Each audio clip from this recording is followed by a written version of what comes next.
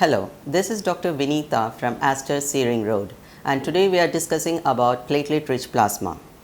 Hair fall is one of the most common problems that almost everyone encounters at least once in their lifetime. Out of the various treatment options that are available, platelet-rich plasma is the treatment form that we are discussing today. Apart from hair fall problems, it is also used for skin rejuvenation, treatment of fine lines and wrinkles, and scar management.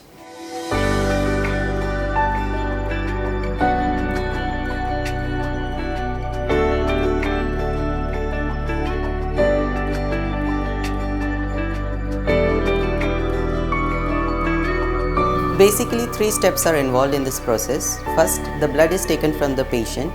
Then, by the process of double centrifugation, the platelets are separated from the sample.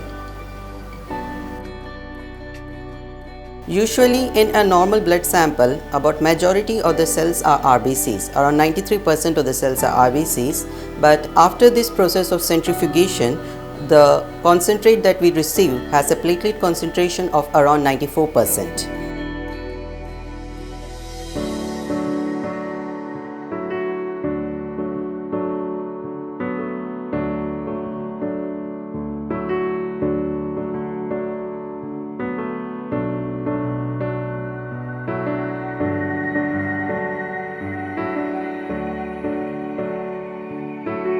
Under sterile precautions and adequate anesthesia, the PRP is injected directly onto the scalp. The anesthesia can be in the form of regional anesthesia or topical anesthesia. We can also use a derma roller for this technique. The PRP contains over 20 growth factors which helps in stimulation and differentiation of the stem cells in the hair follicles. Most PRP sessions are done in an interval of 4 to 6 week gap, and around 3 sessions are advised. We can do maintenance sessions in an interval of 4 to 6 months gap.